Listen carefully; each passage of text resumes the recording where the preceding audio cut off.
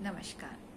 आज का टॉपिक है न्यूक्लियर बाइंडिंग एनर्जी यानी कि नाभिकीय बंधन ऊर्जा।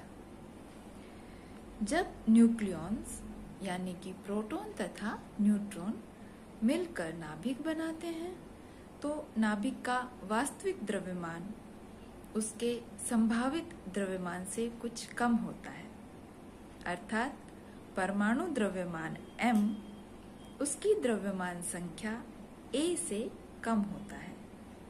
दूसरे शब्दों में, न्यूक्लियनों से मिलकर नाभिक के बनने में कुछ द्रव्यमान क्षति, जिसे हम डेल्टा m से लिखते हैं, जिसका मान होता है a माइनस m, कुछ द्रव्यमान क्षति होती है। वास्तव में नाभिक के द्रव्यमान में यह क्षति इस नाभिक के बनने में आइंस्टाइन के द्रव्यमान ऊर्जा तुल्यता संबंध, जिसे हम E बराबर mc² से लिखते हैं, के अनुसार ऊर्जा के रूप में मुक्त होती है। इस ऊर्जा को नाभिक की बंधन ऊर्जा यानी कि बाइंडिंग एनर्जी कहते हैं। स्पष्ट है कि यदि नाभिक में उपस्थित सभी न्यूक्लियनों को हम मुक्त करना चाहें तो नाभिक को इतनी ही बाह्य ऊर्जा की आवश्यकता होती है। अतः किसी नाभिक की बंधन ऊर्जा वह ऊर्जा है जो नाभिक के न्यूक्लियनों को मिलाकर नाभिक बनाने में मुक्त होती है, या दूसरे शब्दों में यह वह बाह्य ऊर्जा है जो नाभिक के न्यूक्लियनों को परस्पर अलग अलग करने के लिए आवश्यक होती है। जो नोटेशंस हमने लिए हैं वो हम यहाँ पर लिख रहे हैं। ये है m, ये है a, ये डेल्टा m बराबर है a माइनस m के, और जो फॉर्मूला जिसका हम जिक्र कर रहे थे वो ये फॉर्मूला है।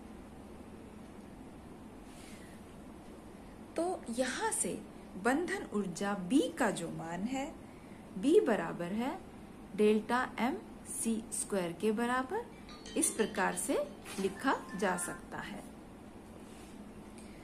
लेकिन ये जो समीकरण है इसमें x z a नाभिक के लिए, यानी कि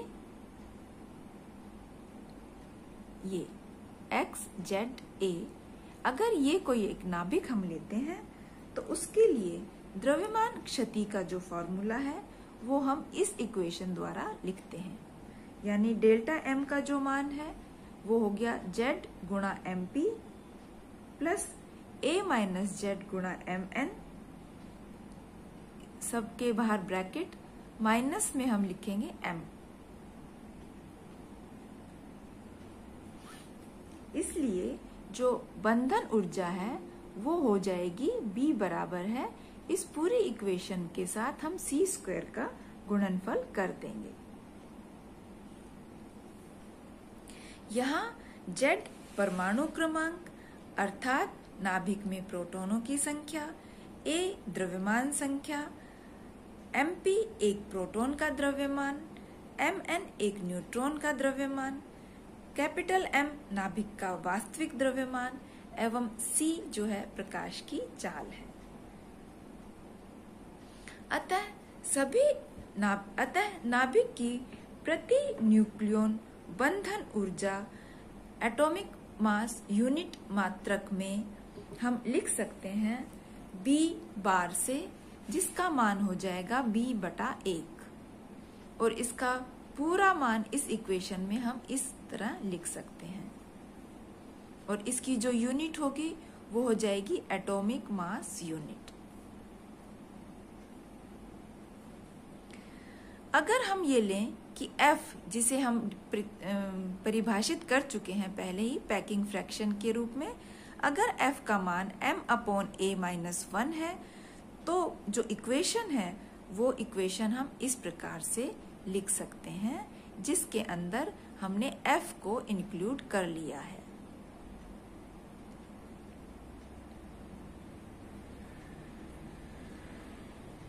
इस इक्वेशन को देखिए आप, और इसका जो मात्रक हम लिख रहे हैं वो है एटॉमिक मास यूनिट।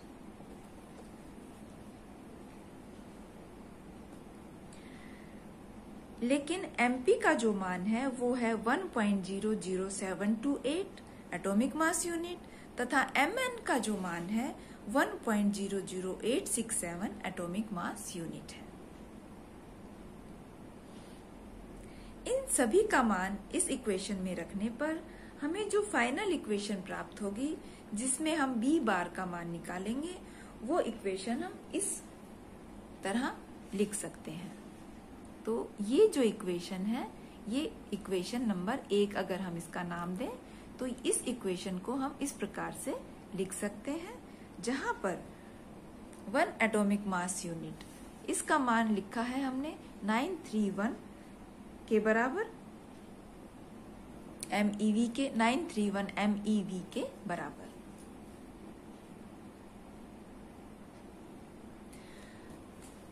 उदाहरण अगर हम लेते हैं तो एक उदाहरण ले, एक ड्यूट्रॉन का 1H2, इस ड्यूट्रॉन के नाभिक के बनने में 0.002397 एटॉमिक मास यूनिट द्रव्यमान की क्षति होती है।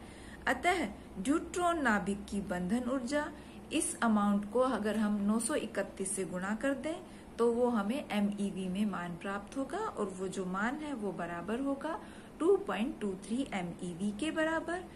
पर क्योंकि ड्यूट्रॉन नाभिक में 2 न्यूक्लियॉन होते हैं, एक प्रोटॉन व एक न्यूट्रॉन, तो ड्यूट्रॉन नाभिक की प्रति न्यूक्लियॉन बंधन ऊर्जा जो है वो हो जाएगी 2.23 डिवाइडेड बाई 2 बराबर है 1.115 MeV प्रति न्यूक्लियॉन।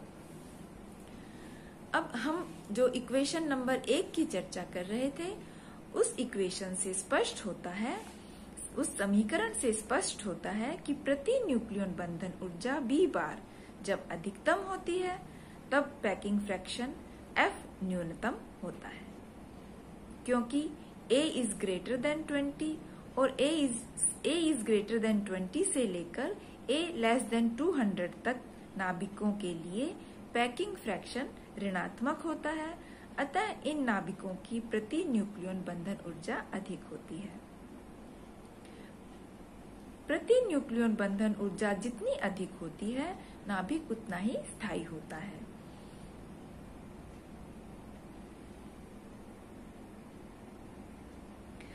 अब हम विभिन्न नाभिकों की प्रति न्यूक्लियॉन बंधन ऊर्जा B बार व उनके संगत न्यूक्लियॉन संख्या A के बीच एक ग्राफ ड्रॉ करेंगे। इसे हम बंधन ऊर्जा वक्र यानी बाइंडिंग एनर्जी कर्व कहते हैं। तो जो ग्राफ हमें प्राप्त होगा, उस ग्राफ को हम इस तरह से दर्शा सकते हैं।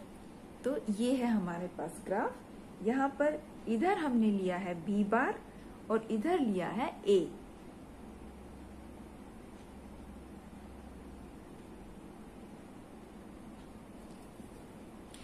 इस ग्राफ से कुछ बिंदु स्पष्ट हैं, जिन्हें हम एक एक करके डिस्कस करेंगे। पहला है हीलियम 4, Be8, C12, O16 एवं Ne20 को छोड़कर शेष सभी नाभिकों के लिए बंधन ऊर्जा वक्र प्राय संतत एवं रैखिक है। कुछ हल्के नाभिकों जैसे कि H1, H2 तथा He3 का बंधन ऊर्जा प्रति न्यूक्लियॉन अत्यल्प है, लेकिन शेष सभी नाभिकों के लिए बंधन ऊर्जा प्रति न्यूक्लियॉन 8 MeV है। दूसरा बिंदु है A के सभी मानों के लिए B बार का मान घनात्मक है। इसका अर्थ है कि सभी नाभिक स्थायी हैं, अर्थात नाभिकीय आयतन के अंदर पाए जाने वाले न्यूक्लियनों के बीच नाभिकीय बल की प्रकृति आकर्षणात्मक है, यानी कि अट्रैक्टिव है। लेकिन चूंकि नाभिक निपातित यानी कि कोलैप्स नहीं होता है, अतः अत्यंत निकट की दूरियों पर न्यूक्लियनों के मध्य नाभिकीय बलों की प्रकृति प्रतिकर्षणात्मक हो जाती है, यानी कि रिपल्सिव हो जाती है। ये था इसका सेकंड पॉइंट। अगला पॉइंट यानी कि तीसरे बिंदु के रूप में हम इस प्रकार से कह सकते हैं कि हल्के नाभिकों के लिए प्रति न्यूक्लियन बंधन ऊर्जा B बार का मान एक नाभिक से दूसरे नाभिक के लिए बहुत ही अनियमित ढंग से बदलता है तथा He24, Be48, C612, O816, Ne1020 आदि नाभिकों के लिए इसका मान अपने निकटतम अन्य नाभिकों की अपेक्षा अधिक होता है। इसको हम ग्राफ में भी प्रदर्शित कर चुके हैं, तो इसको इस प्रकार से समझ सकते हैं कि ये जो पॉइंट्स हैं, ये वाले पॉइंट्स,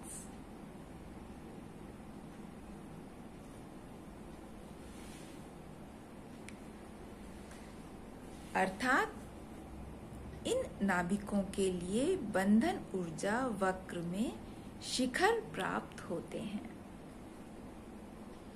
इसका तात्पर्य यह है कि ये नाभिक अन्य सभी नाभिकों की अपेक्षा अधिक स्थायी होते हैं, क्योंकि इनमें परस्पर स्पिन वाले 2 प्रोटॉन व 2 न्यूट्रॉनों के जोड़े पाए जाते हैं, अर्थात ये नाभिक अल्फा कण संरचना वाले नाभिक हैं।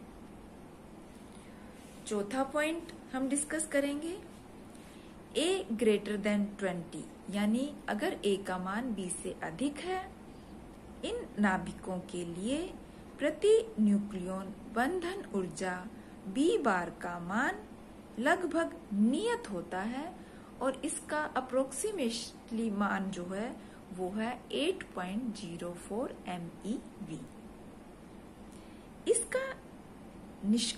इससे निष्कर्ष निकलता है कि नाभिक के अंदर न्यूक्लियन केवल एक सीमित संख्या में ही अपने पड़ोसी न्यूक्लियनों पर बल लगाते हैं, अर्थात नाभिकीय बल संतृप्त यानी के सैचुरेटेड होते हैं। अन्यथा यदि नाभिक में A न्यूक्लियन शेष सभी A-1 न्यूक्लियनों पर समान बल आरोपित करते तो बंधन ऊर्जा B बार का मान A स्क्वायर के अनुक्रमानुपात में A के साथ बढ़ते रहना चाहिए।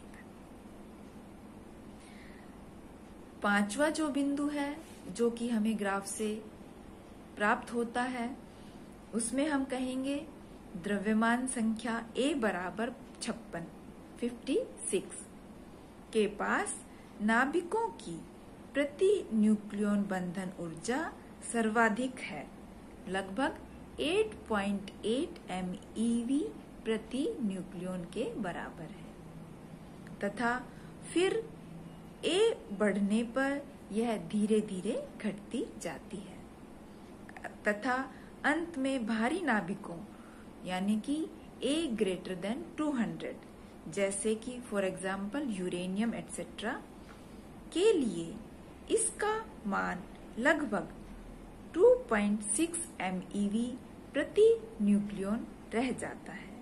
इससे स्पष्ट है कि A बराबर 56 के पास नाभिक अपेक्षाकृत अधिक स्थायी है तथा A ग्रेटर देन 200 के नाभिक अपेक्षाकृत कम स्थायी हैं, अर्थात रेडियो एक्टिव हैं।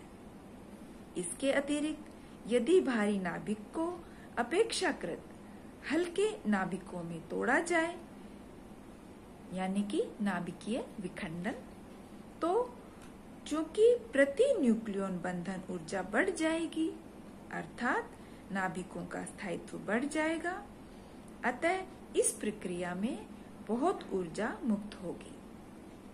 ठीक इसी प्रकार यदि दो बहुत हल्के नाभिकों को मिलाकर अपेक्षाकृत भारी नाभिक में बदला जाए, यानी कि नाभिकीय संलयन, तो चूंकि प्रति न्यूक्लियन बंधन ऊर्जा बढ़ जाएगी, अर्थात नाभिक का स्थायित्व बढ़ जाएगा। अतः इस प्रक्रिया में भी बहुत ऊर्जा मुक्त होगी। अंतिम बिंदु होगा ग्राफ से नाभिक में प्रोटॉनों तथा न्यूट्रॉनों की संख्या, प्रोटॉनों अथवा न्यूट्रॉनों की संख्या 2, 8, 14, 20, 28, 50, 82, 126 होने पर बंधन ऊर्जा वक्र असंतत यानी कि डिसकंटिन्यूअस होता है।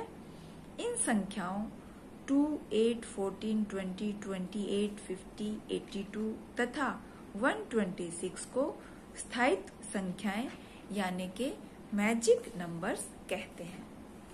तो ये था डिस्कशन नाभिकीय बंधन ऊर्जा यानी कि न्यूक्लियर बाइंडिंग एनर्जी।